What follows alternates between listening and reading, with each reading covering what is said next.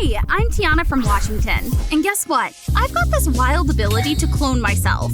Okay, not really. That's my twin brother Felix, who's a little better looking than me. Just kidding. This isn't a fantasy story or anything. Felix and I, we're inseparable. We look so alike that even our parents mix us up sometimes. Yeah, they even dressed me up in a skirt once when we were kids. Honestly, it looked good on you. No, it didn't. Anyone else got a twin brother out there? Comment below. And don't forget to like and subscribe to hear more of our story. You won't regret it. I was born 2 minutes after Felix, which made him the older brother. I was a sickly kid, so I was homeschooled. Felix stayed home too, so he was basically my only friend. We did everything together. I'd play Legos and toy cars, and Felix would humor me by playing with my dolls. In my eyes, he was perfect. Staying home all day is so boring. I want to go outside.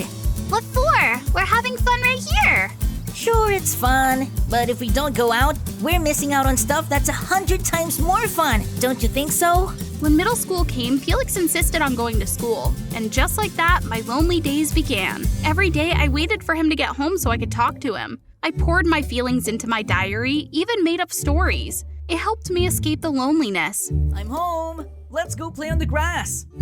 Today in class, we talked about dreams. But honestly, I still don't know what mine is. What about you? I want to be like you and be by your side. Felix laughed like I was joking, but I meant every word. So on our 16th birthday, I begged our parents like crazy to let me go to school with Felix. Luckily, my health had improved a lot, so they eventually agreed, even though they weren't thrilled about it. I immediately went on a shopping spree to buy all the cool clothes like Felix, and I dressed almost exactly like him. I tried to act all confident by talking with some sass. I even tried to cut my hair short to match his, but Mom stopped me. Absolutely not. You're a girl, remember? You trying to make it so I can't tell you two apart? So my hair stayed only this short. I was beyond happy to be with Felix every single day again, sticking to him like glue wherever he went. The hallway, the gym, the classroom, pretty much everywhere except the bathroom. Oh wait, actually, it's been 3 minutes. What's taking him so long in there? Tiana, what the fudge are you doing here? Soon enough, we became a school sensation because Felix is super popular. The thing is, he's got brains and I've just got, well, a big butt. When Felix got obsessed with skateboarding, I tried learning too, but kept face planting. Right when I was about to give up, Louis, the captain of the ballet club, walked by giving me this look like, condescending much? What a jerk. What are you looking at? Need a hand? Nah, you just focus on your little frilly ballet stuff. Hey, what's that supposed to mean? Better than copying your brother all the time. I'll take that as a compliment, 'cause my brother's awesome. Everything was fine until recently when I started noticing something off. Felix started coming home super late, always texting and laughing to himself. And on top of that, he stopped going to school with me. I've got group work to do. I'm heading out early. Group work? At 6 a.m.? You serious, bro? I knew something wasn't right, so I followed Felix. And I couldn't believe my eyes when I saw him with some girl. Who the heck is she? What's this? You have a girlfriend and you're cheating on me with her? No, she's my sister. So this is why you've been ignoring me lately, huh? You know how much this hurts. This one's a bit, cuckoo in the head. Talk to you later. That day, Felix tried to make it up to me with snacks, saying he still cared. It helped a bit, but I felt like he was pulling away. I missed our bond. If only my life was as perfect as the stories I wrote. Then I came up with the perfect plan to get Felix back. Ditch the girlfriend. So I followed them on their date. And what the heck? They were about to kiss! I ran over and shoved the menu between their faces. Your lips, they're kind of dry, huh? Yeah, so are yours, I guess? What the waffles? But I wasn't done yet. I also disguised myself as a fortune teller at a carnival to execute my master plan. Hey, you there! Yes, you! You have a twin sister, don't you? The two of them quickly made their way into my booth. I could hardly keep a straight face seeing how freaked out they were. Lady, how do you know that? Obviously, I have powers. Then, can you tell me if I'll have a long, happy relationship with this girl? Absolutely not. You two are totally incompatible. Marry each other and it's straight to Disaster Town. Suddenly, out of nowhere, a feather flew into my nose. Then I sneezed and my wig flew off. What is this? It's you again? And with that, Felix dragged me out. When are you going to stop? Don't you have anything better to do? Find a hobby. Stop causing drama. Causing drama? Have you ever thought about why I'm doing this? Why? Let me spell it out for you. You copy everything I do. You cling to me 24/7. Even mom's not this controlling. Who do you think you are? I was frozen. Tears started rolling down my cheeks. You're right. I'm nobody. I just wanted to stay close to you, my best friend. But fine, I won't cling anymore. You're just as ordinary as anyone else. I stormed off and went home feeling worse than ever. If Felix thought that about me, then I'd show him what bitter really means. From this moment on, I was going to be his enemy. I did a complete 180. Dressed like a princess, acted sweet, and joined academic clubs. Felix was totally thrown. But the biggest change? I humbled myself and joined the ballet club, which was run by that annoying Louis. I thought he'd make fun of me, but surprisingly, he didn't say a word and actually helped me a lot. But then... Hey, are you really sure you want to learn this? Your mind seems like it's off in another world. Hey, don't underestimate me. I can do this. Let's just keep going. Throughout the practice, I realized Louis wasn't as bad as I had thought. He was actually really nice. We stayed back a bit after practice and I learned more about him, like how he'd gone through a lot to get to where he was now. The practice left me sore all over, and as if that wasn't enough, I ran into Felix at home. He was watching MDA, the show we used to watch together. But from now on, I was going to hate it. I grabbed the remote and switched the channel. Hey, I was watching that. Well, now it's my turn. Well, now it's my turn. What's wrong with you? What's wrong with you? Stop copying me! Stop copying me!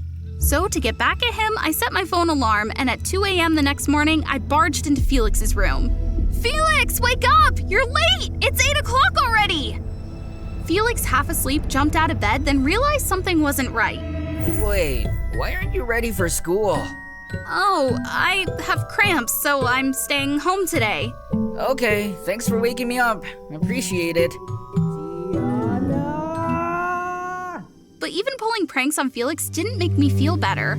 I thought about what was next on my plan for a total transformation. Getting a boyfriend. Yeah, if Felix could have a girlfriend, then I could totally date too. So anytime someone asked me out, I'd say yes. But none of those relationships lasted more than a week or two. I didn't know if I was going down the right path, but the one thing that kept me going was ballet practice and talking to Louis. I wasn't getting any better at dancing, but at least we talked a lot. Today, Louis was late, so I pulled out my diary and started writing again. I had been so caught up in all the drama lately that I'd forgotten about it. After a while, Louis finally showed up. During practice, as usual, I got distracted and ended up with a minor injury. Louis sat down beside me and said, We've known each other for a while now, but I still feel like this isn't the real you. I mean, you're forcing yourself to fit into this place. I don't know. I just want to be with someone. It used to be my brother, but now I'm not sure. Why do you need to be someone? Why not just be yourself? Because I'm nobody. You wouldn't understand. The next morning when I got to practice, Louis handed me my diary. I'm sorry, but I read it. I have to say, though, your stories are really good. Maybe you should start writing. I angrily snatched the diary out of his hands and walked away. How dare he read my private stuff? And writing? What a dumb idea. I skipped practice for a few days, and they were the most boring days ever. Then one day, a friend from school threw a party and invited everyone. I knew Felix and all my exes would be there, so I got all dressed up and walked into the party with confidence. After some boring drinking games, people started a wall climbing challenge, and the person who reached the top fastest would win. Watching Felix's girlfriend whining for him to participate made the fire in me burn brighter. I immediately signed up, and we were the first pair to go head-to-head. I climbed like a maniac, but my ridiculous dress kept getting in the way, making me wish I could just rip it off. And out of nowhere, Louis's words echoed in my mind. Why do you need to be someone? Why not just be yourself? I glanced over and saw Felix staring at me, which snapped me out of it, and I pushed myself to keep climbing. But then my ridiculous princess dress got caught on a rock. I tried to pull it free but couldn't. And finally, I tumbled down, landing in a heap. The sound of everyone laughing, including my exes, echoed around me. I was so humiliated that I just lay there frozen, trying to avoid everyone's eyes. Then a hand reached down to help me up. It was Felix. You've always been amazing. Why push yourself to this point? I couldn't hold it in anymore and started sobbing. Because I thought you didn't care about me anymore. I thought without you, I wouldn't have a single friend in the world. I get it. You've done a great job trying to be your own person, but you're going about it the wrong way. You're still forcing yourself to be someone you're not, and it's suffocating you, isn't it? Felix's words hit me hard like a wake-up call. We talked for a while, and I realized how much he still cared about me. Felix offered to take me home, but I told him I needed some space and asked him to take his girlfriend home instead. Stupid high heels, they've been killing my feet all night. And this stupid princess dress, so annoying. And ballet isn't even what I really wanted to do! Ah! It felt so good to let out everything I'd been bottling up inside. As I got to the front door of my house, I saw Louis already standing there, waiting for me. He hugged me tightly and asked if I was okay. I saw some people post pictures from the party, and that's how I found out. I'm so sorry. I'm really sorry for being mad at you for no reason. And yet, you still care about me? That's what friends are for. A little while later, Felix came back and he seemed pretty surprised to see that I had a best friend now. But then he smiled. Thanks, man. Take care of this little troublemaker for me, okay? And, well, that's how it all turned out. I finally found my own style. One that feels the most comfortable for me. No more trying to be cool or girly. Felix and I are close again, and now I even have a new best friend. Felix's girlfriend. Turns out she's actually really sweet. I also decided to take Louis's advice and started writing stories, submitting them to magazines. Of course I got rejected a lot at first, but I didn't give up. And after a few months, I finally got accepted as a contributing writer for a well-known magazine. It feels amazing to be myself and create something meaningful from my own talent. My daughter was intently reading love letters as I told her about the old romance between me and her dad. Suddenly, the doorbell rang and I rushed to open it, only to find Tommy, the most famous guitarist of the band Atome, and the lead singer Andre. Both of them were standing there with radiant smiles and a big gift in their hands. Daddy's home! Wait. I want you guys to guess who the real husband and father of my daughter is. Both of these handsome guys pretty tough, right? Before I reveal the answer, don't forget to like and subscribe to MDA. Hi, I'm Julia. Back in high school, I was a total bookworm. I didn't care about school parties, beauty contests, prom, or anything like that. I just buried my nose in thick books until one day, my Prince Charming appeared. I always volunteered to take care of the stray cats at school after classes. Being around those annoying classmates made me realize just how much I loved animals. One day, while I was bringing pâté to the stray cats in the schoolyard, a group of boys surrounded me. One of them grabbed the kitten by the scruff and lifted it high. He had a nasty, wicked grin on his face. "Don't hurt it!" I screamed, trying to protect the kitten. He didn't say a word, just smirked and let go of the kitten. In its panic, the kitten spread its claws and launched straight at me. Watch out! I couldn't react in time, only feeling someone grab my arm and pull me away. My face hit a solid chest, and I realized my savior was Andre, the hot boy of the class. Oh, mamma mia. In this misfortune, there was a silver lining. Even if the pâté fell, it would be a romantic rain. Would he ask me to dance? Ah! This is so annoying. We tumbled to the ground. Andre still held me, asking if I was okay with those gentle eyes. Everything around me faded in the presence of his beauty. In contrast to Andre's gentleness, Tommy, the rich and cold son of a famous entertainment company, was notorious for being icy and wealthy. Watching him knock on each bully's head, I couldn't help but think, he must be the ringleader of this gang. That night at home, I couldn't stop thinking about Andre saving me. A few days later, a clip of Andre rescuing me in the schoolyard went viral. He became even more famous online, and I was determined to pursue Andre. There were so many girls around him, making it impossible for me to get close. I made some chocolate for Andre and secretly placed it under his desk. The next morning, I was thrilled to see him open the box and eat it. But as soon as he took a bite, he spat it out. Moments later, Andre broke out in hives. Quick, get Andre to the nurse's office. He's allergic to almonds. My love confession turned into a disaster. Luckily, the doctor said he was given allergy medicine. The next day, the whole school was buzzing about someone maliciously putting almonds in Andre's chocolate. Everyone tried to find out who sent it. Naturally, I was scared to death. I hid in the restroom, eavesdropping, when a hand holding a phone appeared in front of me. It had recorded the entire scene of me sneaking the chocolate under Andre's desk. I'm doomed. I looked up to see Tommy's smug smile. Looks like someone owes me an explanation, huh? I swear, I didn't know he was allergic to almonds. I begged Tommy to keep the secret. but what he said next hit me like a lightning bolt. Andre is being trained to become a famous star at my dad's company. The company is afraid of people like you harming him, so they've asked him to leave school. Because of my silly mistake, I never saw Andre again. My heart shattered. But there's still a way for you to meet him and apologize. Oh, anything. Just help me. I'll do anything. Our company is looking for a new assistant for a new band. With my connections, it's not hard to get you that position. What's the condition? Be my personal assistant for 2 months. Consider it training. I didn't like the idea at all, but he had me cornered. So from then on, I had to follow the annoying Tommy around. He made me do all sorts of things. Personal chauffeur to take him shopping, prepare towels after his swim. He even made me his spokesperson. Suddenly, I had to be the spokesperson for an arrogant, bossy guy. Because of that, the bullies were afraid of me. Everyone gossiped that I was his clingy girlfriend. Ugh, the person I liked was Andre.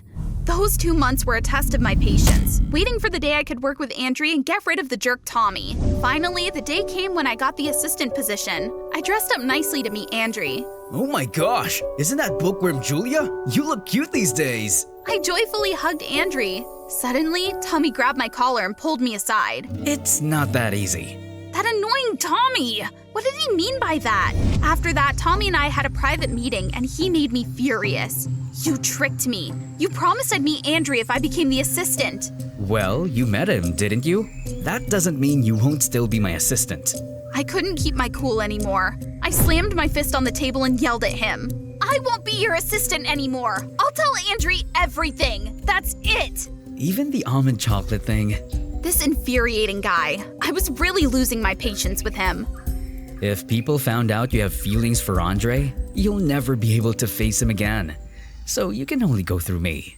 I should have never trusted this bully from the start, but you know how it is. I didn't have a choice. If the almond chocolate thing got out, I might even end up in court. I still had to continue being Tommy's assistant at his house, but then Tommy's behavior got really weird. My job as Tommy's assistant at his house became oddly easy. Sometimes he'd just have me drive his Ferrari and give me money to buy whatever I wanted, saying he couldn't spend it all himself. Or he'd have me sit down and read books to him or pose for him to draw. But every time I tried to meet Andre, Tommy would make me do ridiculous tasks for 10 or 12 hours straight, like washing and drying his supercars by hand. Just one car? Too easy. Tommy suddenly pulled a remote from his pocket. The other garage doors opened. Holy moly, he wanted me to wash 5 Ferraris at once. Wash each one twice, then dry them thoroughly by hand. Are all rich people this crazy? This was driving me nuts. I grabbed 2 paint cans and sprayed them all over his Ferraris. Serves you right, you jerk. If you keep laughing, you won't have time to meet your precious crush. Unfortunately, I didn't dare fight back since he had me cornered. I finished the task, but Tommy wouldn't let up. After 5 hours, he even made me count out $100 bills until I reached $100,000. After each cleaning session, I was too exhausted to stand. I'd fall asleep every time. Because of that, I missed several chances to meet Andre. Similarly, another time, after finishing my task and preparing to meet Andre, I saw Tommy running out of a secret room with scratched arms. I had no idea what he'd gotten into. As I was looking for bandages for Tommy, I heard, "Ah!" A black cat walked out of Tommy's secret room. It rubbed against my leg. Hey, that's the stray cat I used to take care of in the schoolyard.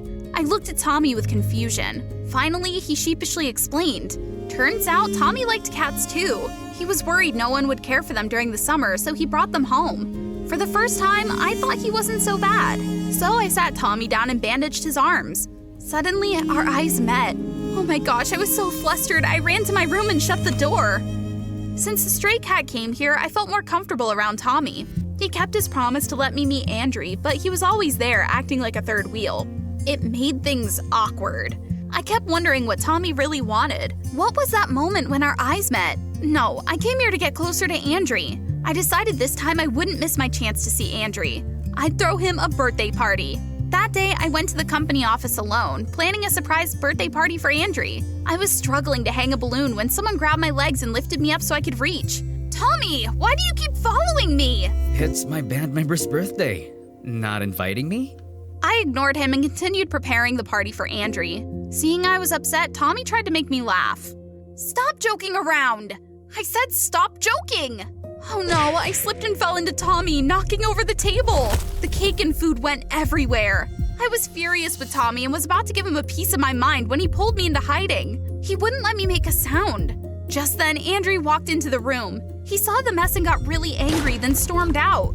I couldn't take it anymore and tried to follow Andrew, but Tommy held me back. Enough! Stay away from me, you selfish jerk! Where are you going? Today, I'm confessing to him. Tommy suddenly pulled me back and kissed me. Julia, I like you. Can you just stop liking Andre?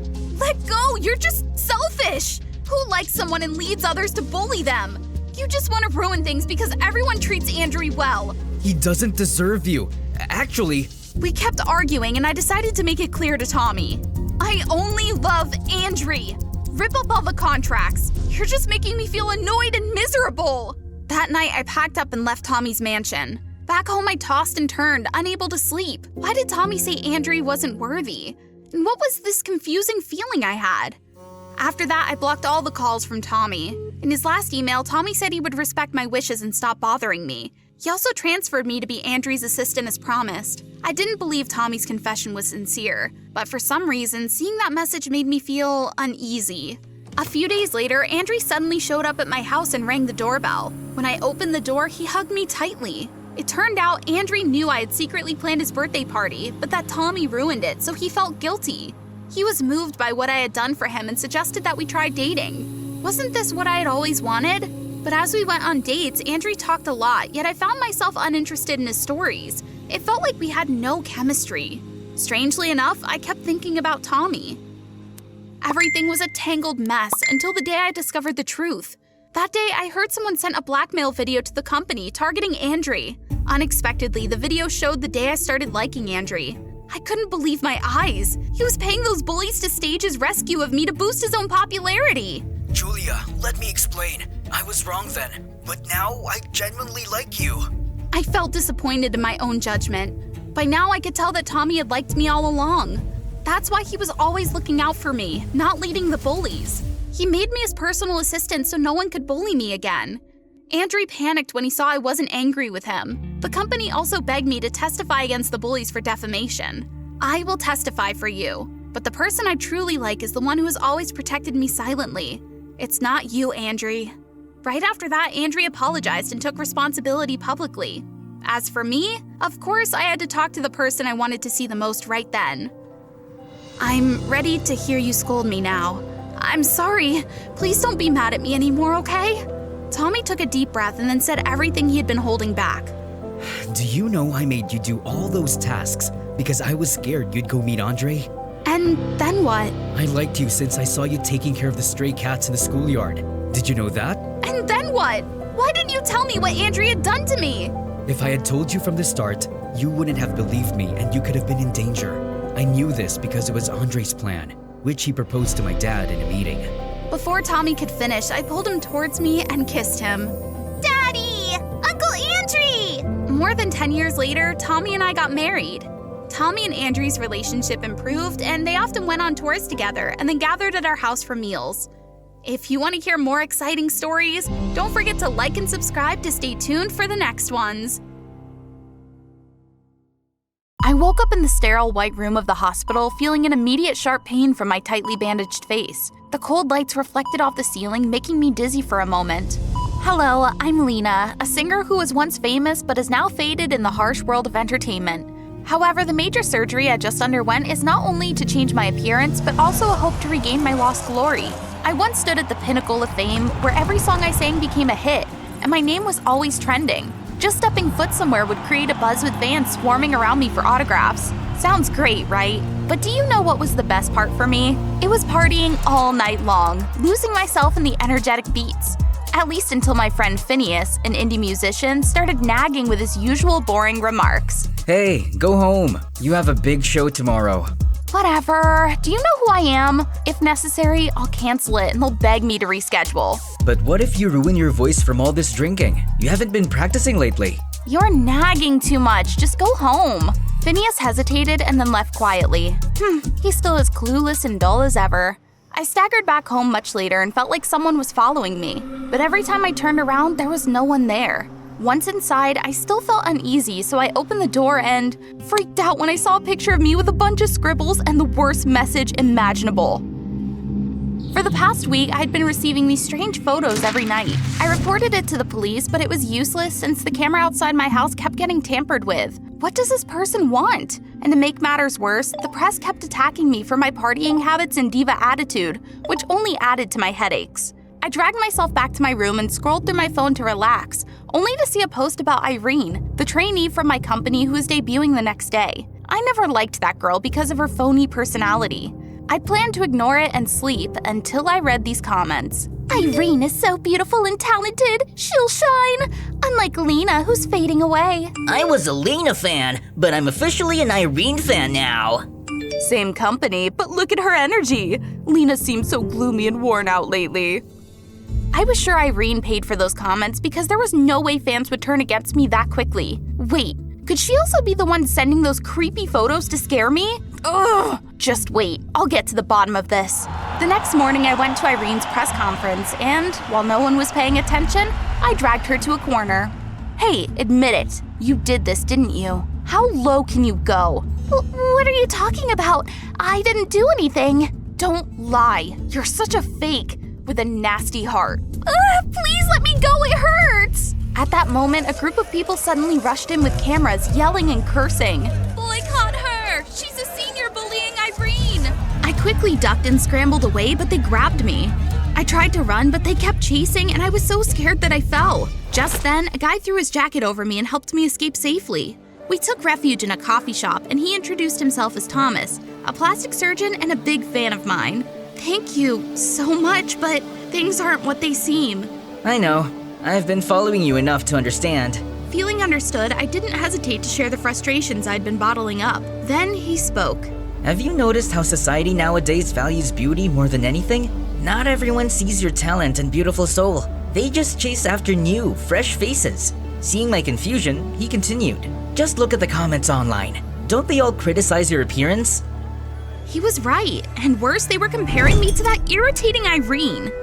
Don't worry. I'll help you reclaim the spotlight that's supposed to belong to you. But how? By giving you a makeover, of course. I was a bit taken aback, so I asked Thomas for more time to think. Are you crazy? Your face is perfect. You don't need plastic surgery. Stop yelling at me! It's perfectly normal these days! It's childish. I don't support this. Hey, no need to be harsh. Look at yourself. You've been struggling for years and nobody knows you. Before I could say more, Phineas hung up. Maybe I was a bit too harsh, but he should try to understand me. Ignoring Phineas, I started researching plastic surgery. Wow, it looked amazing! Thomas was a renowned plastic surgeon, so I felt 100% confident in trusting him with my face. Today is the day I go under the knife. I'm getting my nose refined, eyelids done, and the corners of my eyes adjusted. Just a little. The following days were tough with my bandaged nose and swollen eyes, struggling to breathe and in immense pain. But luckily, Thomas was there for me, coming over to take care of me every day. Phineas also made amends and brought me soup. Like he could stay mad at me for long. It took me 2 weeks to recover, and oh my gosh, look at me. My face looks so much more balanced. I was so thrilled that I hugged Thomas without realizing our lips had touched, causing both of us to blush and step back. Still, my heart fluttered with excitement. After that, I posted a picture on Instagram and received a flood of compliments. People said things like, "You're glowing," and "Share your beauty secrets," or "Goddess alert." They asked if I had work done, but of course, I claimed to be naturally beautiful. Brands started booking me nonstop, and I was invited to many big events. It felt like my fame was returning. Thomas was always by my side, and eventually, we became a couple. He was perfect, almost unreal, and always gave me useful advice. However, sometimes he acted a bit strange. He insisted I wear my hair in a specific way, dress in vintage clothes, wear red lipstick at home, and even eat watermelon with mayonnaise. Weird, right? But I found it endearing and didn't think much of it. Only one person remained skeptical. I feel like there's something off about Thomas. I think you should… Hey, don't tell me you're jealous. What? Are you crazy? So you're just envious that I have someone supporting me and helping me regain my fame? Admit it. You're too much. Don't talk to me again. Fine, stay mad if you want. I had plenty of other things to focus on, like becoming even more fabulous and moving forward in my career. How about a little more surgery? It would give you an even more sophisticated look and make you more appealing to top producers.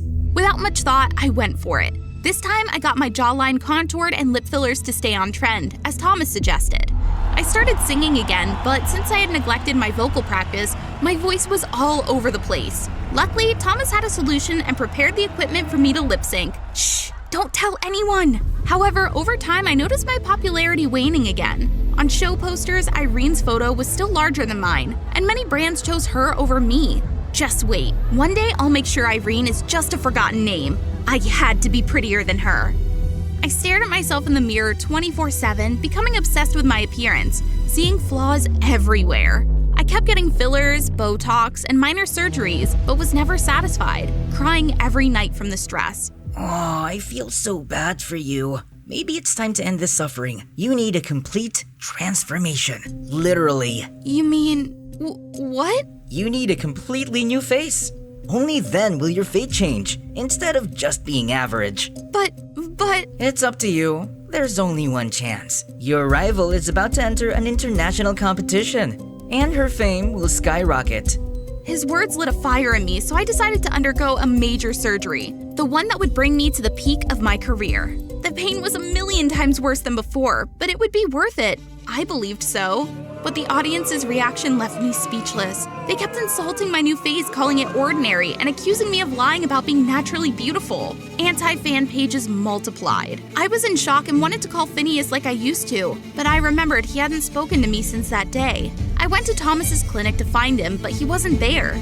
Suddenly, I noticed something sticking out of Thomas's drawer. It was a bunch of pictures of me with red scribbles all over them, just like the one sent to my house.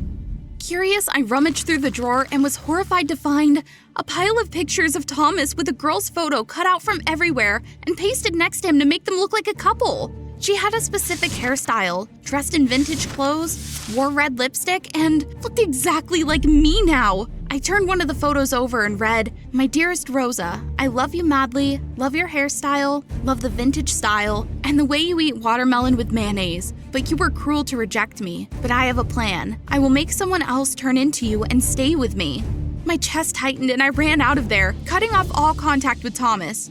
But the next day, he came to my house, knelt down, and begged for a chance to make things right. I just saw Rosa in you, so please, don't leave me. You can't do this. You're sick! You manipulated me into surgery to look like someone you're obsessed with, and now you want me to forgive you? Get out! How dare you!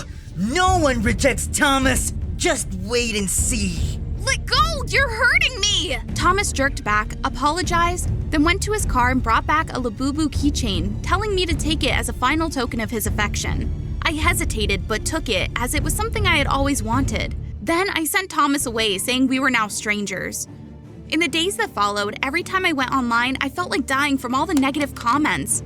I looked in the mirror and scratched at my face, hating the sight of the person I didn't even know. I locked myself at home for a month until one day, there was a knock on the door, and it was Phineas. You look different. If you're here to mock me, just go away. Wait, I'm worried about you, and I really want to be here for you. Please, don't shut me out. That moment, I felt deeply touched and let Phineas in. In the end, he was the only one who hadn't abandoned me. Phineas encouraged me to practice singing again to improve my voice, which I'd neglected for so long. I also discovered that he was actually the famous anonymous songwriter XO, who was hugely popular online. All this time, I had thought he was a nobody. I felt so embarrassed. We spent some truly chill days together, as people often say, sitting by the window with Phineas, writing music, and me singing along. Being with Phineas, I no longer obsessed over my appearance or compared myself to anyone else. He was like a refreshing breeze on a hot summer day, making me feel at ease and even a bit fluttery. It turned out that my friend was very sweet and gentlemanly, but I had been too blind to notice before. Hey, why are you staring like that? Am I too handsome or something? Silly, are you delusional? Hey, why do you keep carrying around a gift from your ex? Because I like it. Jealous? Well, no, but Time flew by and we collaborated on a new song by Phineas, planning to use it for my comeback. Phineas used all his connections to help me get a spot at a major event broadcasted on TV. Oh my gosh, I was so nervous. My performance was right after Irene's, but I no longer felt uneasy when I saw her. However, as soon as Irene started singing, I was shocked to recognize the exact words from my song! When the MC announced my turn, I was trembling, unsure of what to do next. Suddenly, the screen displayed old recordings of me where I expressed jealousy and my desire to be more beautiful than Irene. The audience immediately booed and cursed at me. I ran away and suddenly saw Thomas. He rushed to hug me. Lena, please come back to me. If you don't, I'll make sure you suffer 1,000 times more than this. I immediately broke free and ran away. My instincts told me that he was definitely involved in this incident. I was devastated, thinking my career was over. But with Phineas's encouragement, I gradually pulled through. Maybe it was time to stop chasing fame and trying to please everyone. I decided to record a video explaining everything that had happened, about my current face and finally, I just want to say that true value lies within. An appearance is just a facade. It doesn't define who you are. After that, I sang the last part of the song, which was not in the demo, and announced my decision to quit mainstream activities.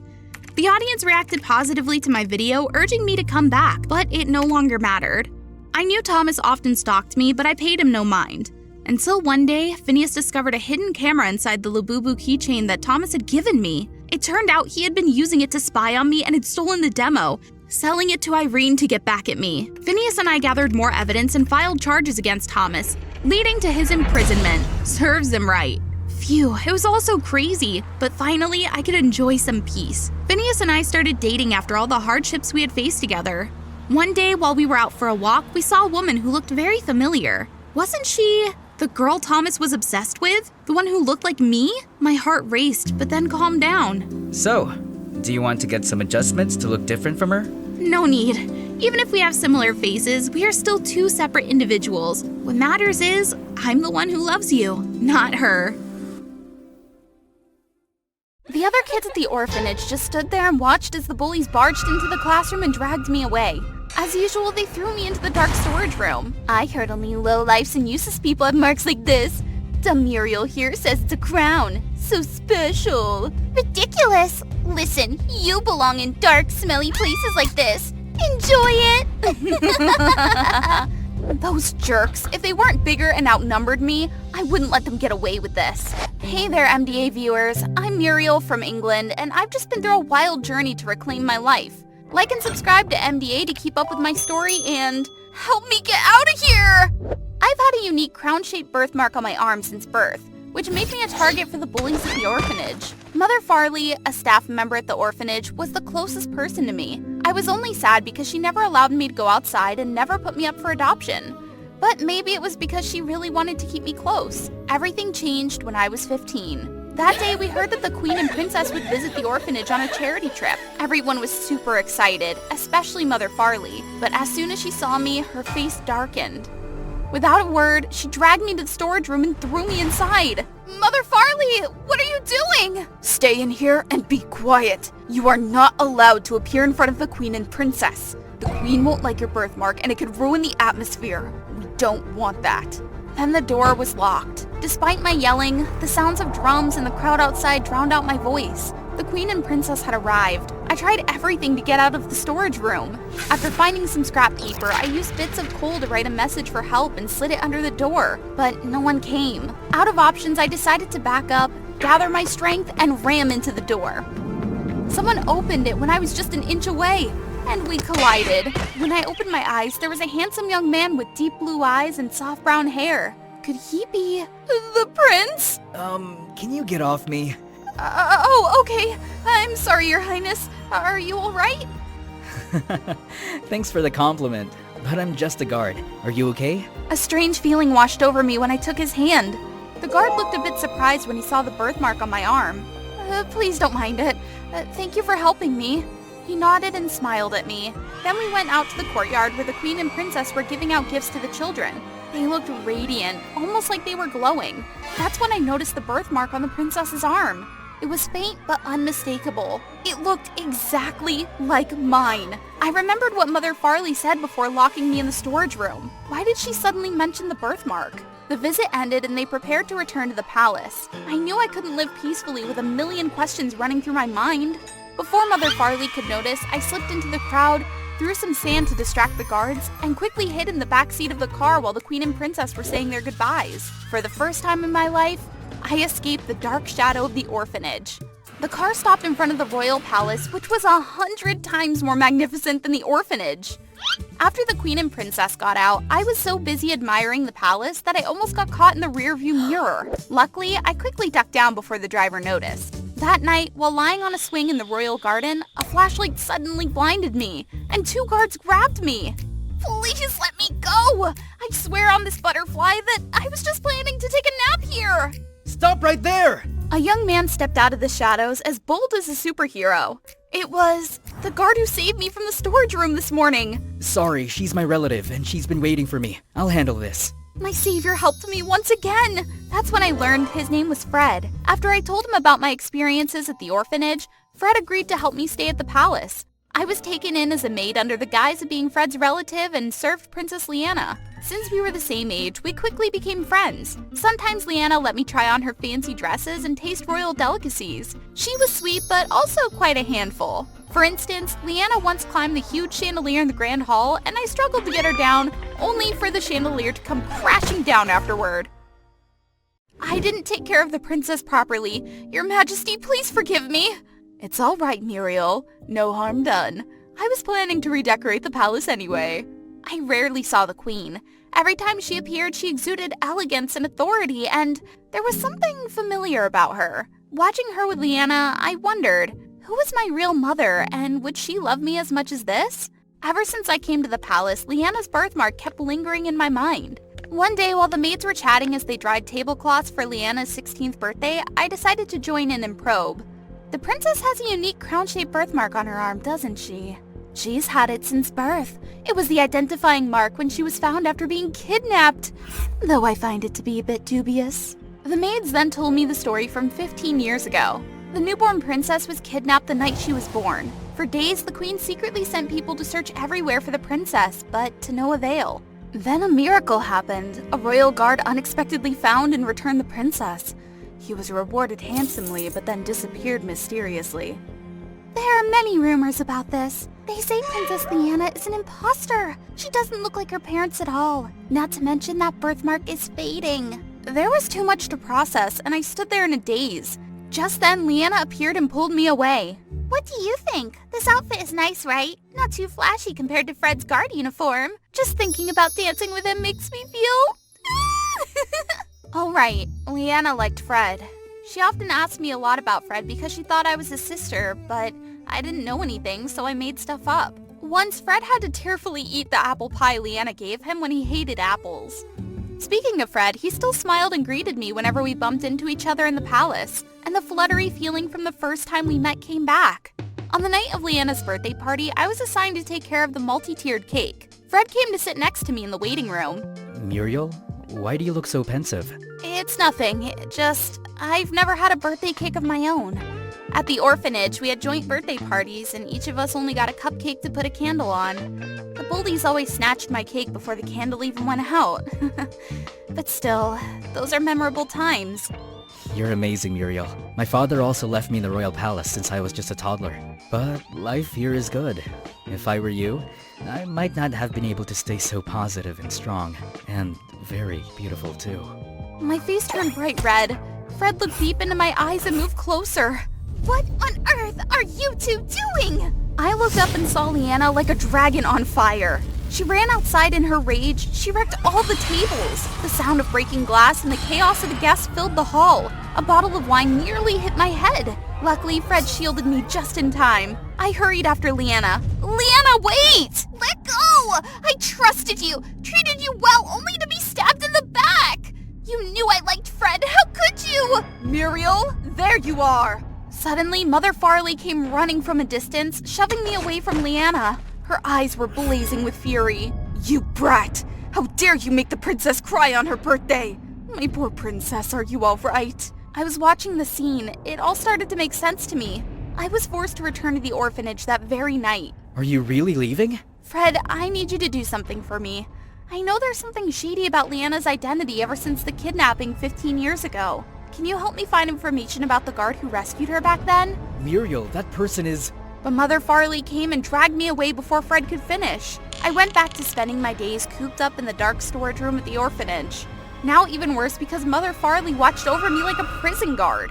Until one morning while I was making my bed, I heard a noise coming from the window.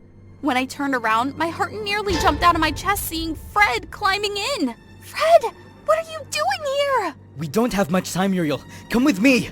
Fred wrapped his arm around my waist while holding onto a tree branch and climbed down. Don't blame me for having silly thoughts in this situation. I mean, he looked so cool. Hey, you can't take her! Stop right there!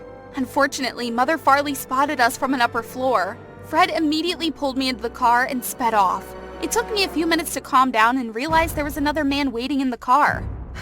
This is my father, the guard you've been looking for. Listen, Muriel, you are the princess. We need to get back to the palace right now. I was too shocked to react. On the way, Fred's father explained everything. Mother Farley and the queen were pregnant at the same time. While the princess was born into luxury, she and her newborn daughter were stripped of everything by her horrible husband. Not wanting her daughter to suffer, she asked her royal guard brother, who is me, to kidnap and swap the babies. I've lived with the guilt ever since. So when Fred became a guard, I told him to find the princess and protect her no matter what. Now, let me return your rightful life to you. When we arrived at the palace, we immediately requested an audience with the queen. Guard Jonathan? Your Majesty, I sincerely apologize for hiding the truth all these years. Today, A loud crash came from outside the courtyard. Mother Farley had driven a truck straight into the palace gates. No one will take my daughter's life away! I rushed forward and knocked her down before she could grab the thing hidden in her cloak. She struggled and threw me off, frantically searching for the gun. Just then, Leanna appeared and stomped on it.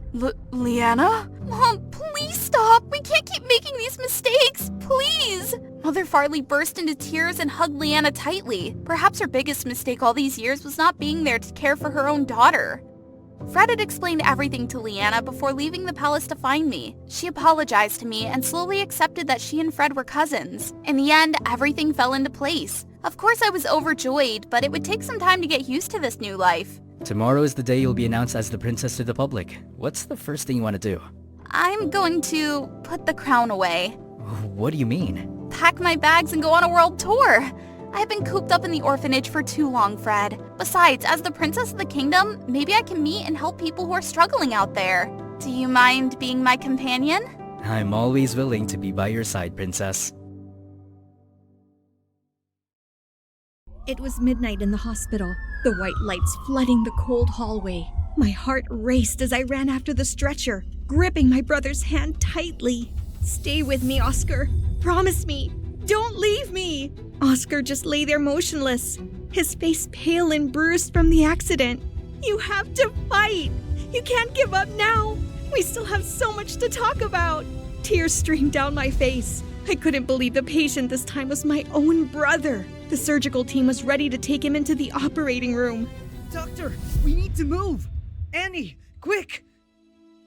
Hi there, I'm Anne from Finland. Before we dive into my story, don't forget to hit like and subscribe to my channel. My family was wealthy. My dad was a famous fashion mogul, and my mom was a former model. When she retired, they had a fairy tale wedding and decided to have twins through medical intervention. They thought a boy-girl twin pair would be adorable, but they were wrong. This is me, and this is my brother Oscar. And we were unstoppable little devils.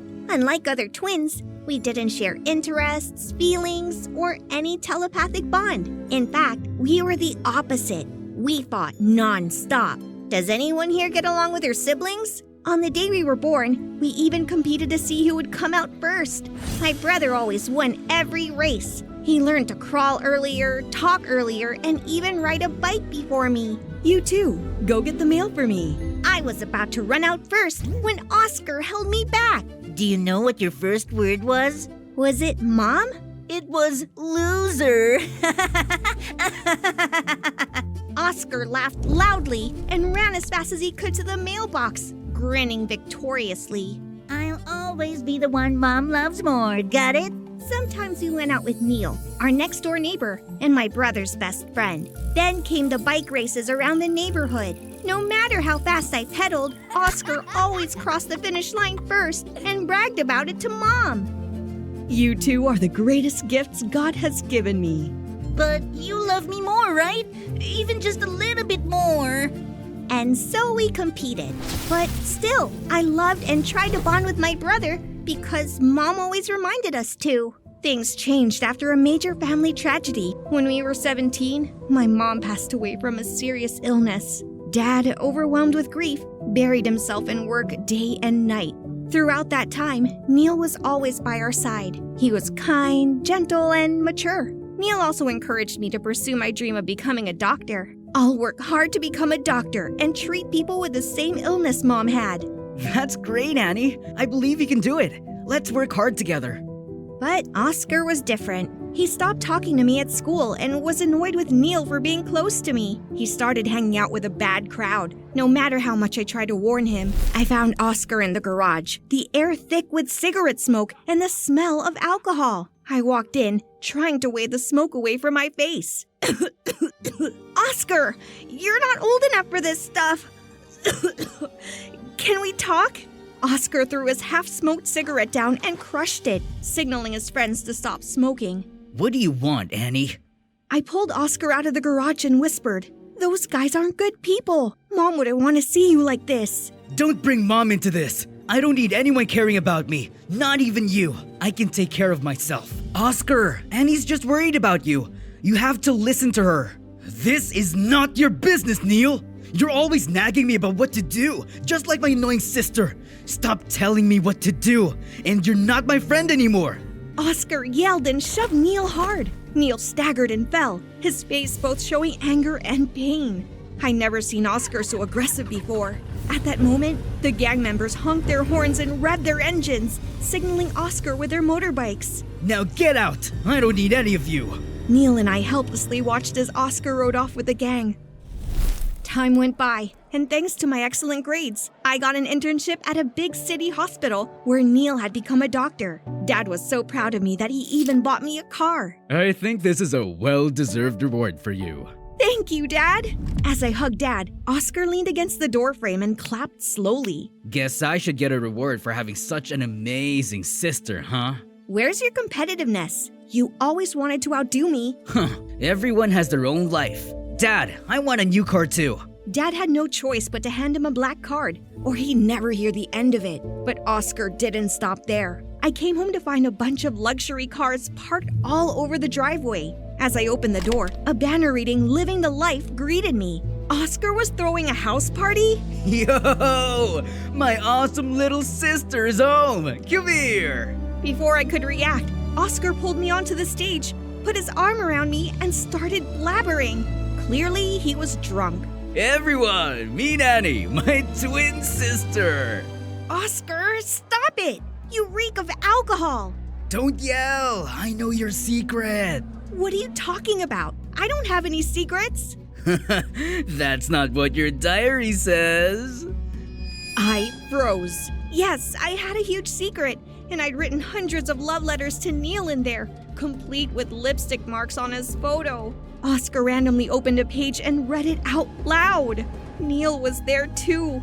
I wanted to dig a hole and never come out. Everyone laughed and looked at me like I was a weirdo. Furious, I grabbed Oscar's head and slammed him into the ground. It took 3 or 4 strong guys to pull me off before I could tear my brother to pieces. After that, Dad decided to cut off all of Oscar's money. He deserved the punishment for humiliating me, and I couldn't face Neil as I used to. Even though Neil tried to talk to me, I avoided him everywhere in the hospital. One evening after my shift, I poured myself a full cup from the coffee machine and stepped out into the garden. As I sat on the bench, taking deep breaths of fresh air, a hand on my shoulder startled me, almost making me spill my coffee. Oh, I'm sorry. I didn't mean to scare you. I turned around and saw Neil. My heart started pounding again. Annie, listen.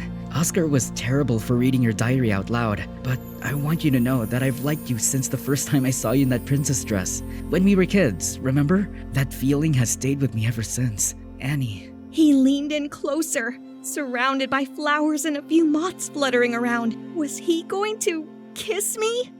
But just then, a colleague poked her head out and shouted, "Annie, something big is happening!" We rushed to the hospital entrance and saw a line of motorbikes. Scary tattooed guys standing there, and leading them was Oscar. I'm here to ask you for some money. Money? If not, I'm not sure you'll be able to keep working here. Oscar raised his fist, threatening my colleagues behind me, making them scared. "Oscar, You've gone too far! Don't embarrass yourself anymore. If you need money, I can give you some. Neil pulled out a wad of cash and handed it to Oscar, but my brother just laughed. So, you two are a thing now? Did I make that happen? I don't need your money.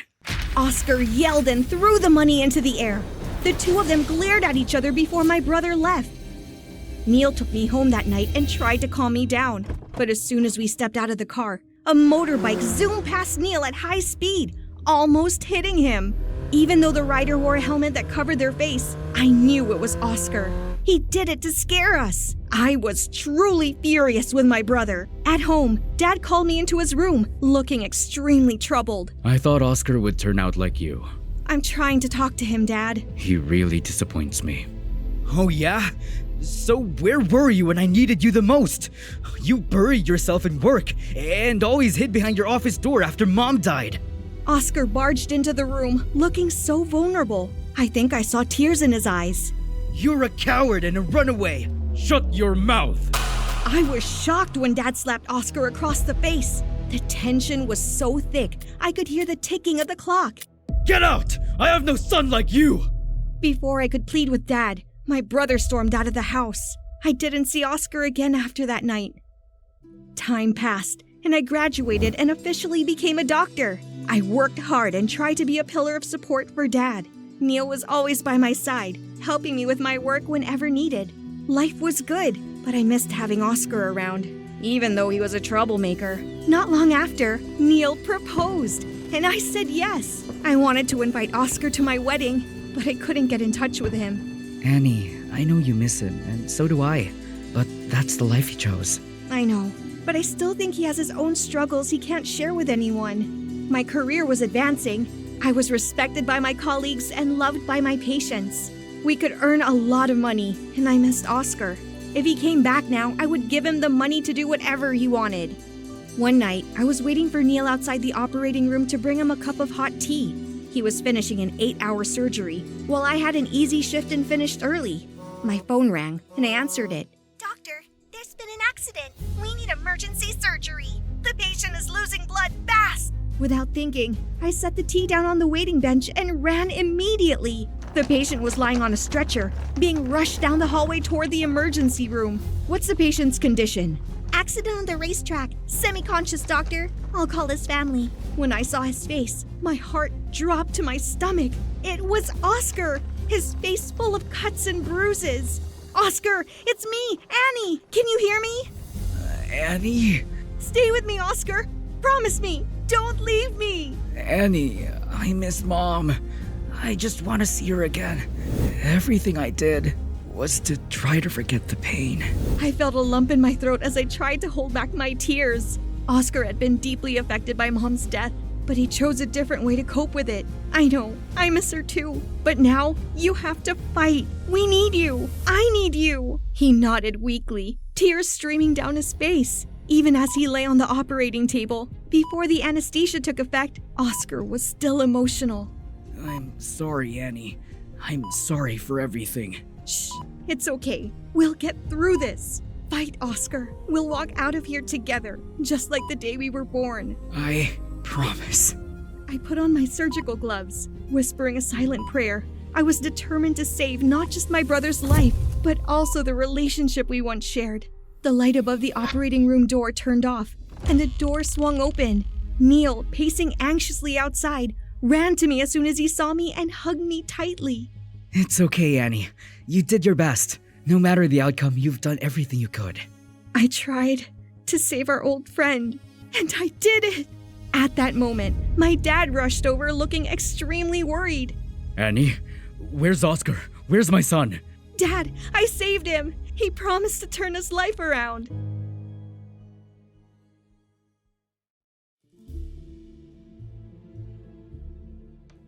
Oh, honey, you're back.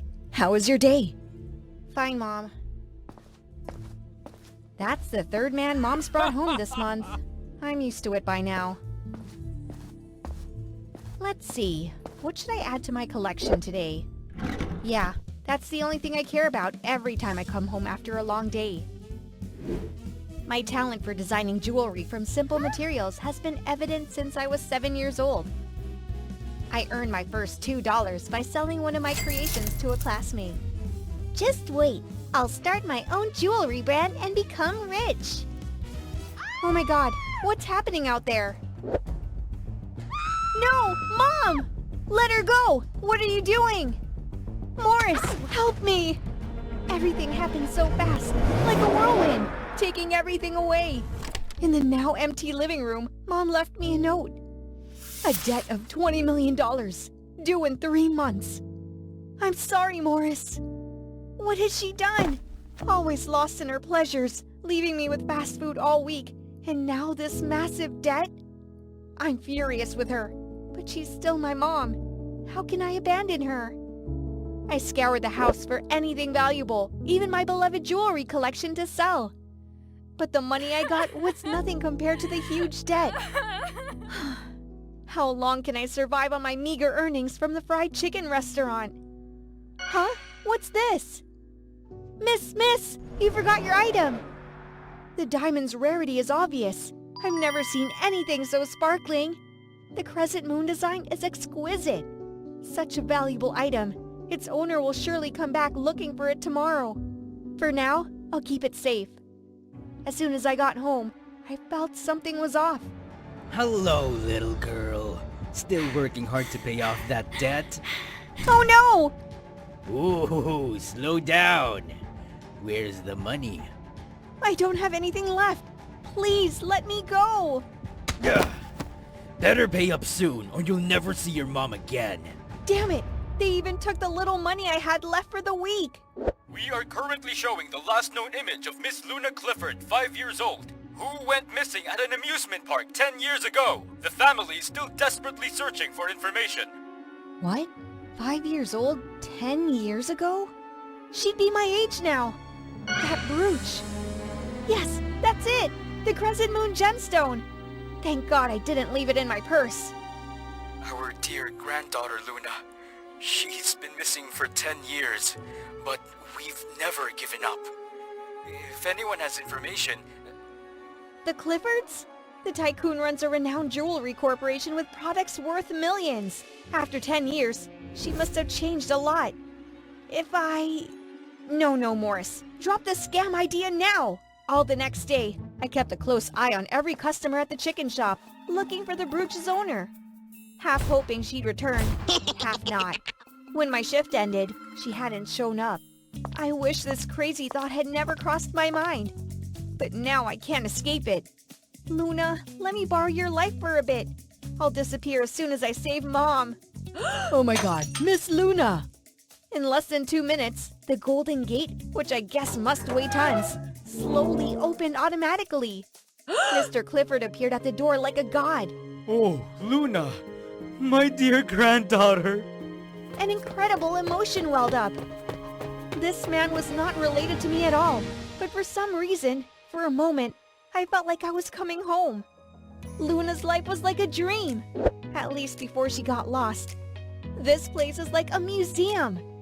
Jewel-filled glass cases everywhere make the whole house sparkle. Gosh, I felt like I'd stepped into a fairy tale and become a queen. That evening, to celebrate his granddaughter's return, Grandpa threw a lavish party at a posh hotel in Hollywood. A-list celebrities that I only ever dreamed of seeing on TV were there.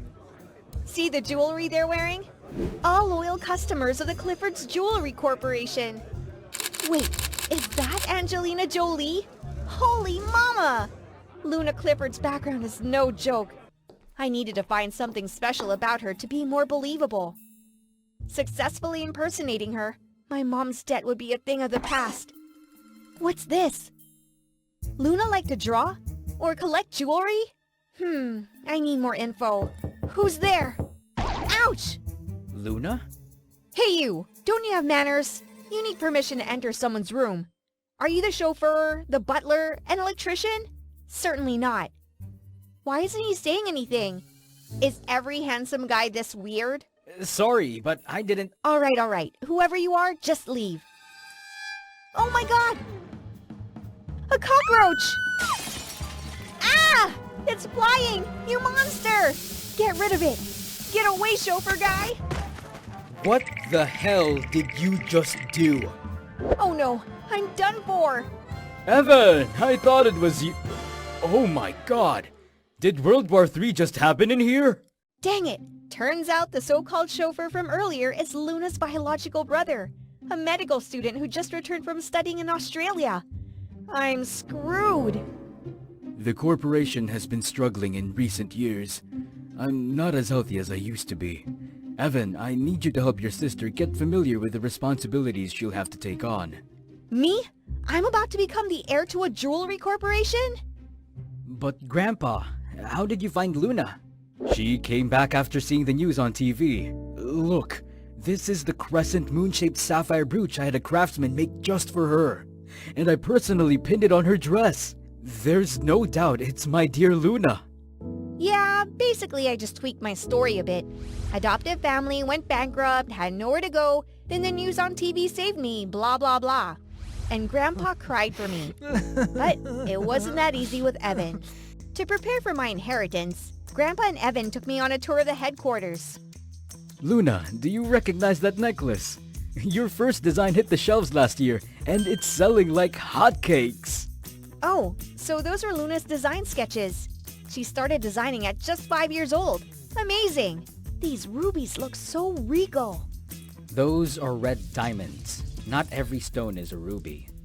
Isn't he a bit too indifferent for a brother who just lost his sister for 10 years? Well, never mind that. Here's the real challenge for me. This is just a stone, not jewelry. Redo it. Sorry, can I take a look at it, please? As Grandpa and Evan watch curiously, I quickly sketch a new design based on the prototype. Grandpa's expression changes instantly. More to learn, but this style is striking and unique. Well done, Luna. Evan grew more distant and aloof by the day. Grandpa said it was just his nature, but I couldn't help feeling uneasy. Anyway, for the next month, I poured my heart into learning jewelry design at the Cliffords Corporation. I quickly created a few popular items and even completed my own collection for the upcoming product launch. It seemed like this too-good-to-be-true life was making me forget all about Morris. You little brat, where are you hiding now? Where's our money? Let me go, you bastards! Mom's cries hit me like a hammer. I'm almost done with the money. Please don't hurt her. I'll send it on time. Oh no, this is bad. Anything you want to say, Morris? What are you talking about, Evan?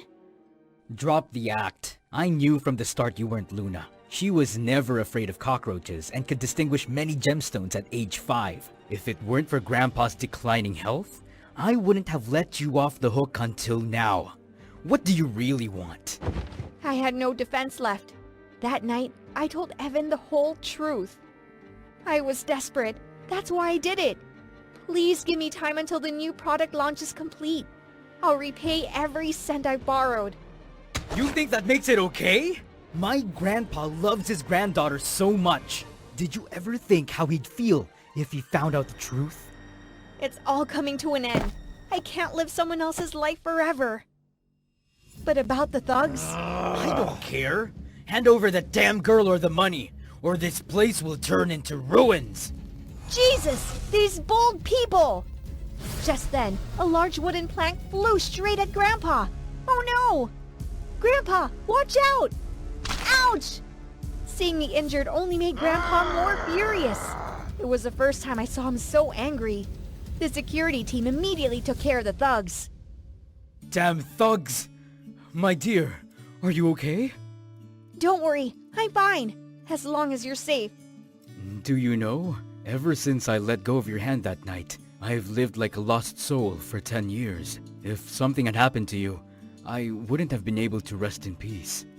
Thank you, Luna. The new product launch exceeded expectations. The factory was buzzing with orders. Grandpa was overjoyed seeing the skyrocketing sales reports. Well done, my granddaughter. It's been a long time since our staff was this busy and lively. As much as I wanted to celebrate with him, I couldn't. It was time for everything to go back to its rightful place. Grandpa! Evan! I've missed you both so much. What's this? Evan, what's going on? She's not. I'm not Luna! The room went silent. My name is Morris. I'm just a waitress who found this precious brooch at a fried chicken restaurant. The news about Luna appeared right when my mom incurred a huge debt, and I had no other choice. I'm truly sorry. Grandpa's disappointment was haunting. Grandpa! Here are the DNA test results. Everything is clear now. This is the real Luna, my sister. The 3 months I spent at the Cliffords were the happiest moments of my life. If there's a next life, I wish to be Grandpa's granddaughter once more. After paying off the last of the debt and seeing my mom still trapped in her frivolous lifestyle, I quietly packed up and moved to another city to start my own life. Welcome, dear customer. Hello, I'm Luna Clifford. Well, we've met before. I'm quite interested in your designs. The Cullinan Blue Diamond Mine is being developed. What do you think about a collaboration on a new jewelry line?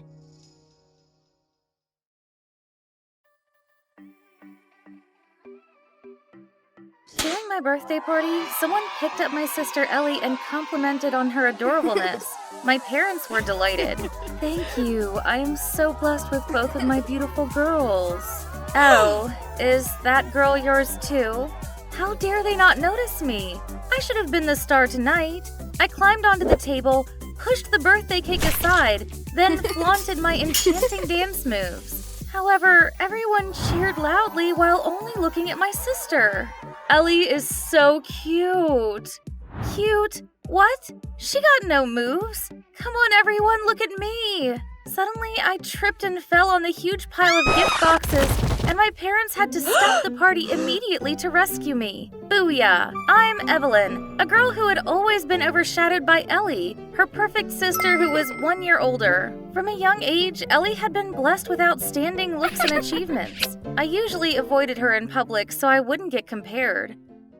One time, I actively registered myself in a school mathematics contest, and the prize was an electronic dictionary, which I would die for. To win it, I stayed up 3 nights straight studying, but all of a sudden my sister decided she would participate in the contest too. It frightened me out of my wits.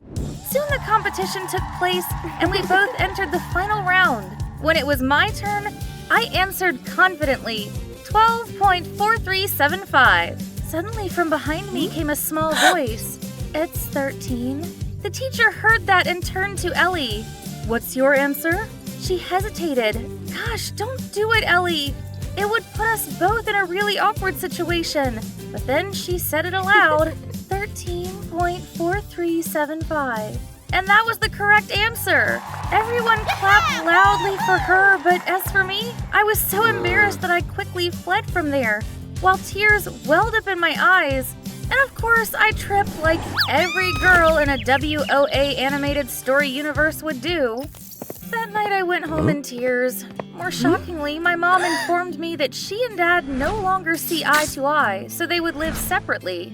I would go with my mom. Before I could wrap my head around the situation, my mom dragged me out of the house right that night. Since then, I barely saw my dad and Ellie. It was harsh, but also relieving in a way.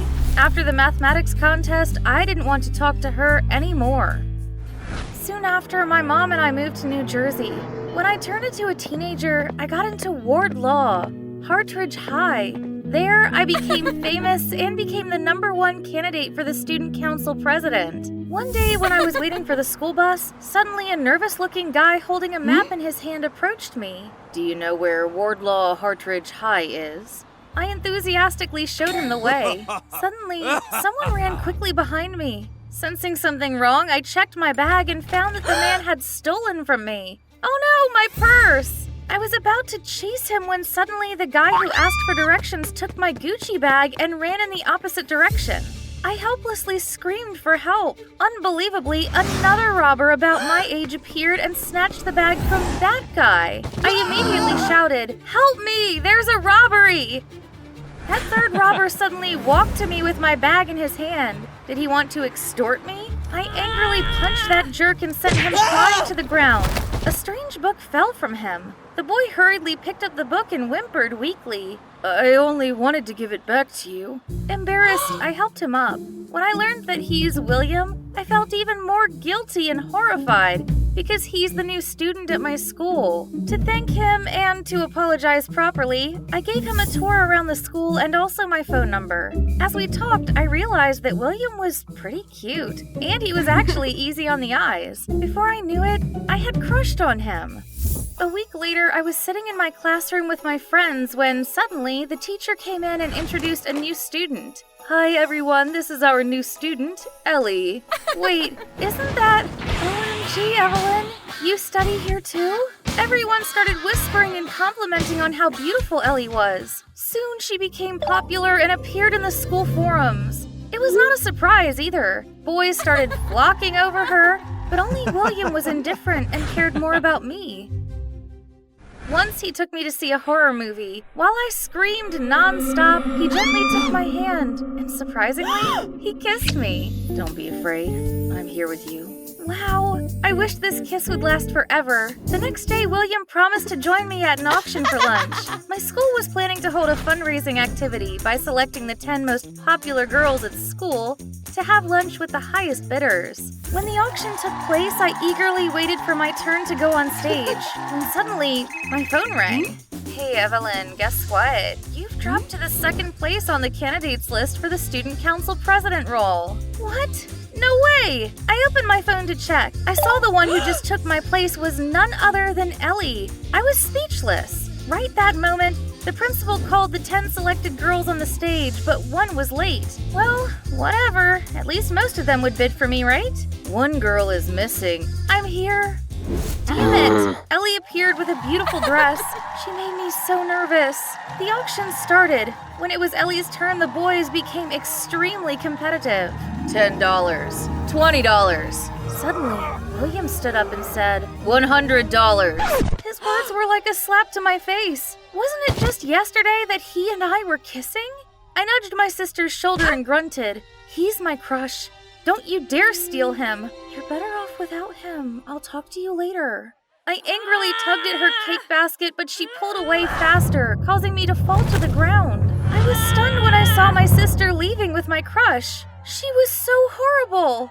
After I fell face down on stage, everyone laughed at me and left. No one wanted to bid for me anymore. There was only one fatty who bidded me for $10 and was immediately accepted. However, he came up and snatched the cake basket in my hand. I only want this. Thanks. Then he casually left me alone. In the blink of an eye, from the school's most popular, I became their laughingstock. Frustrated, I quickly ran away. I would never forgive those two. I ran across the canteen and saw the two of them chatting happily together. I rushed to William and asked, what exactly are we to each other? Sorry, boo. I was just playing around. I would tell everyone about your true face. If you have proof, go ahead. With that, he coldly pushed me down and went away. Ellie hurriedly ran over, but I angrily threw the lunch on the table at her. You're a lying attention seeker. With that, I left and blocked all of her communications, no matter how Ellie tried to explain. The next morning, I went to school with a broken heart. Suddenly, a student holding a stack of papers bumped into me. A piece of paper fell out, and I was surprised to see that there was a list of girls' types that William aimed to conquer. The student council president section had my name on it. There was even a detailed plan of how he arranged the robbery to get close to me. At that moment, suddenly I saw Ellie standing at a high building with a loudspeaker. William is a jerk. He's been adding girls to his girlfriend collection. Ellie tore through the pages in William's book and tossed them. Realizing that his treasured book was stolen, William furiously rushed to Ellie, but all of his victims rushed to catch him first. Ellie removed her sneakers and was ready to join the girls, but stopped midway. Thinking for a bit, then handed them to me instead. Vent your anger on who deserves it. It turns out before the auction, Ellie overheard William talking to his pals about how he was about to finish his girlfriend collection book. Dating a student council president was what he had been aiming for. Therefore, he could easily replace me. After learning that I was only a pawn on his board, my sister decided to fake dating him to steal his collection book. It must be done quickly, and I didn't give her the chance to explain, so Ellie couldn't tell me the truth. Finally, I took her sneakers and gave William a lesson he would never forget. After dealing with that womanizer, we went to the rooftop to talk. Turns out, at the mathematics contest, the truth was that Ellie tried to whisper the correct answer to me, but got caught, so she had no choice but to answer in my place. She didn't mean to embarrass me. Now I finally have a chance to give you this. She took out the electronic dictionary and gave it to me. Ellie said she wanted to do it the very day she got it, but didn't have a chance to do that. Dad was so angry with Mom that he forbade her to find us. When my sister found out I also studied in this school, she was elated and decided to transfer right away. Gosh, I had allowed jealousy to blind me for so long. We both hugged each other tightly and our bond was once again mended.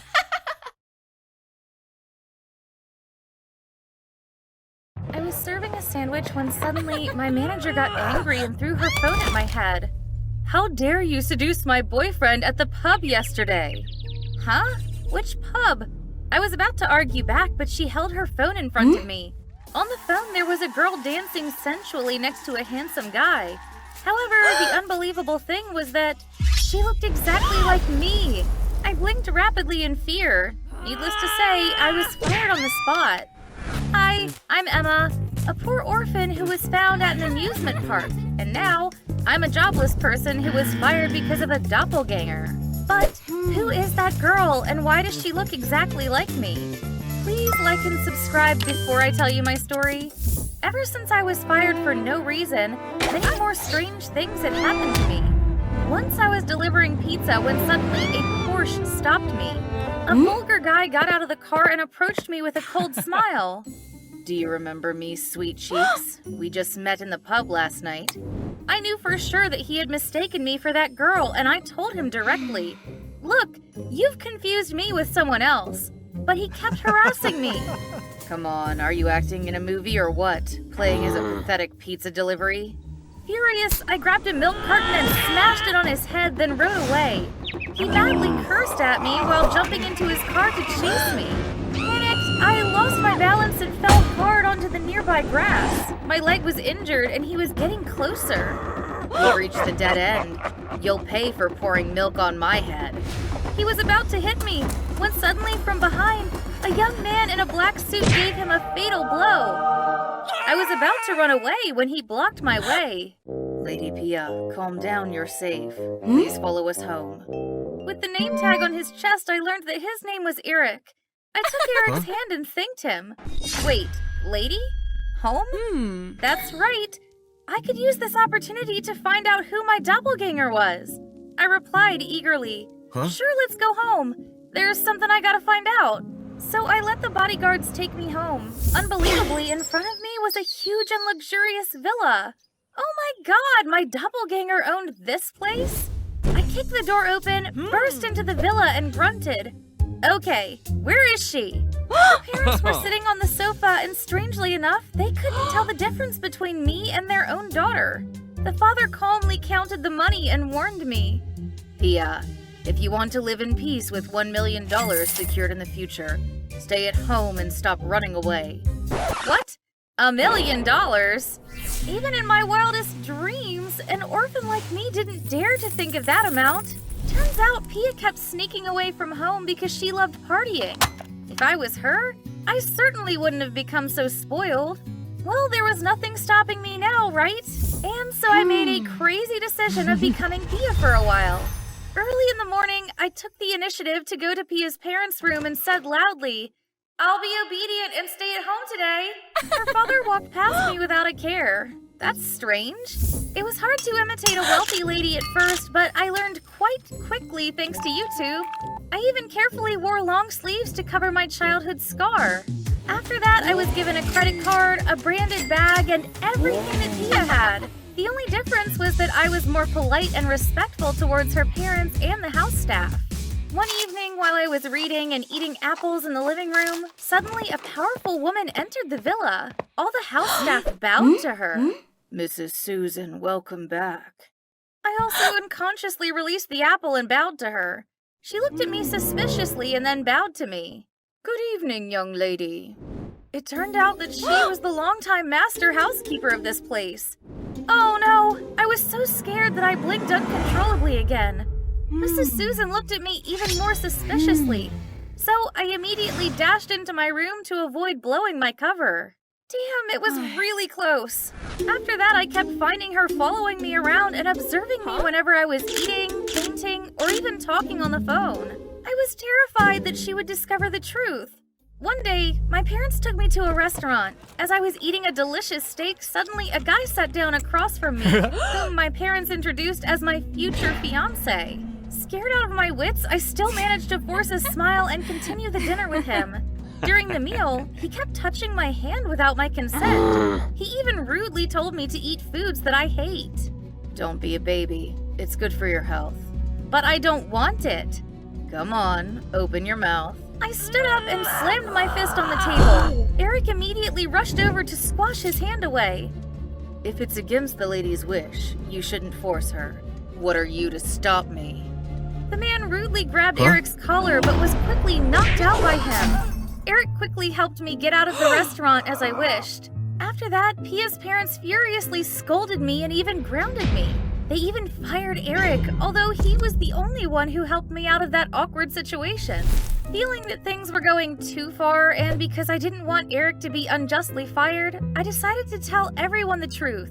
That night, I said in front of the billionaire couple, "I'm sorry I lied to you, but I'm not Pia.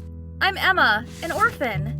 I explained that because my life was too difficult, I couldn't resist the temptation of living in luxury for a change. But contrary to my fear, Pia's father burst out laughing, while her mother coolly ordered the bodyguard to restrain me.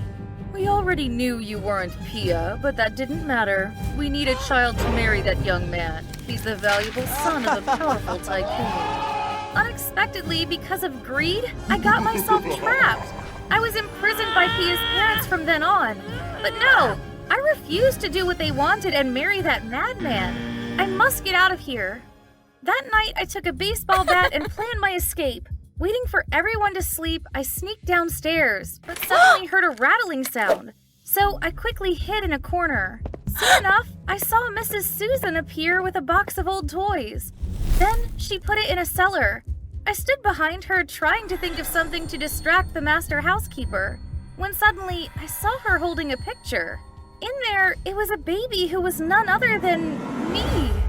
The baby also had a scar on her left hand. In great shock, I dropped my bat and screamed and fell backwards. When Mrs. Susan saw me, she covered my mouth and gestured to me to shut up. I was gasping for breath as she tried to calm me down. Somehow, her touch felt familiar to me. The woman hugged me and burst into tears. You finally returned, my lady. Turns out, I was the eldest daughter of this family who went missing many years ago during the family's visit to an amusement park. It was also the park where I was found. But the horrible thing was that my parents never tried to find me. Mrs. Susan said they never cared for their children. The only thing they cared about was money and marrying their daughter off to secure a financial deal.